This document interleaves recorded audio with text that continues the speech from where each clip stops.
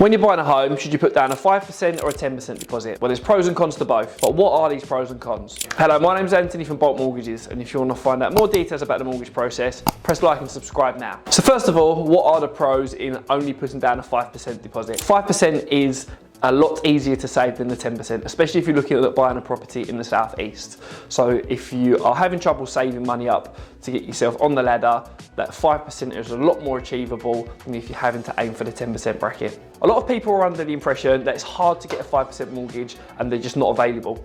However, this is just not factually correct. Most lenders out there are currently offering 5% deposit options, especially if you're a first-time buyer and looking at getting on the ladder. So what are the downsides of having a 5% deposit when you're looking at buying a place? Well, firstly, having a 5% deposit compared to a 10% deposit will make a massive difference on the interest rate that you're charged. Because you're seen as higher risk when you only have your 5% deposit compared to a 10% deposit, the lenders charge you a higher interest rate to cover themselves because of the risk. Another downside is because the lenders are taking more risk on with lending to yourself, your credit score needs to be a lot better than if you had a 10% score.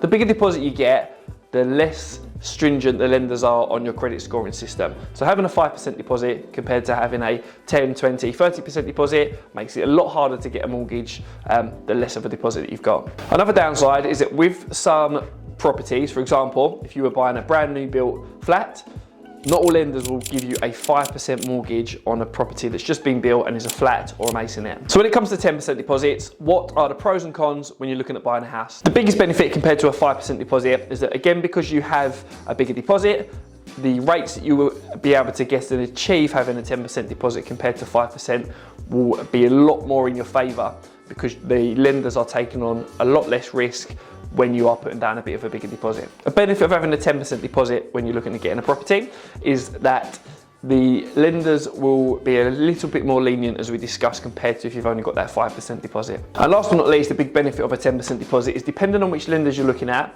some lenders will reduce the amount that you can borrow if you have a 5% deposit compared to somebody that would have that 10% deposit to be able to put down. When you look at the downsides for having a 10% deposit, there really aren't that many compared to having a 5% deposit, other than the fact you have to get more money together to be able to put the deposit down. And in the meantime of you saving this extra bit of money up, the interest rates could have potentially increased, or the market could have completely changed, which we have seen over the past 2 to 3 years, where there's been people that have been priced out of the market because house prices have continued to increase, or over the past few months or so, where the Bank of England rate has increased, saving to get that extra 10% deposit may have actually resulted in a higher interest rate because the rates continue to go up before you've applied for your mortgage. My name is Anthony from Bolt Mortgages, and press like and subscribe if you want to find out more details about the house buying process.